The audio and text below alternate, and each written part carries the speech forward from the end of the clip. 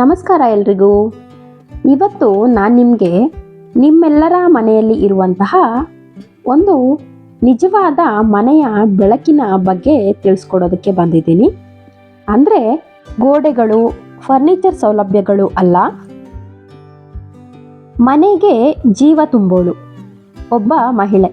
ಹೌದು, ಮನೆ ಬೆಳಗುವ ಮಹಿಳೆ ಅಂದರೆ ಯಾರು? ಅವಳು ಬೆಳಿಗ್ಗೆ ಎಲ್ಲರಿಗಿಂತ ಮೊದಲೇ ಎದ್ದೇಳ್ತಾಳೆ. ಎಲ್ಲರ ದಿನ ಸುಖವಾಗಿರಲಿ ಅಂತ ತನ್ನ ದಿನ ಶುರು ಮಾಡ್ತಾಳೆ. ತಾನು ದಣಿದಿದ್ದರೂ, ತನ್ನ ಮನಸ್ಸು ನೋವಾಗಿದ್ದರೂ ಮನೆಯವರ ಮುಖದಲ್ಲಿ ನಗು ನೋಡಿದರೆ ಸಾಕು ಅನ್ನೋ ಹೃದಯ ಅವಳದು. ಒಂದು ಮನೆಯ ಶಾಂತಿ, ಅದರ ಹಿಂದೆ ನಿಂತಿರುವ ಸಹನೆ ಅವಳದು. ಮನೆಯ ಮಕ್ಕಳ ಭವಿಷ್ಯ, ಅದರ ಕನಸು ಕಾಣೋದು ಅವಳು. ಗಂಡನ ಯಶಸ್ಸು, ಅದರ ಹಿಂದೆ ಮೌನವಾಗಿ ನಿಂತಿರುವ ಬೆಂಬಲ ಅವಳು.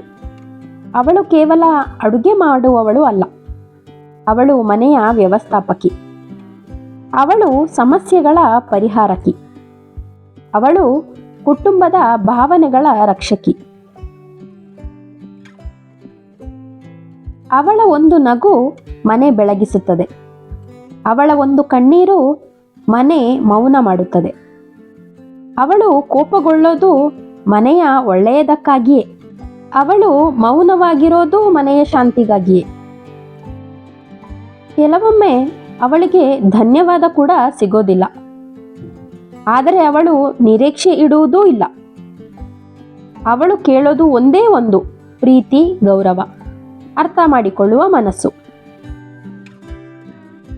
ಸ್ನೇಹಿತರೆ, ನಿಮ್ಮ ಮನೆಯಲ್ಲಿ ಇರುವ ಆ ಮಹಿಳೆ ಅಮ್ಮ ಆಗಿರಬಹುದು, ಹೆಂಡತಿ ಆಗಿರಬಹುದು, ಅಕ್ಕ ತಂಗಿ ಆಗಿರಬಹುದು.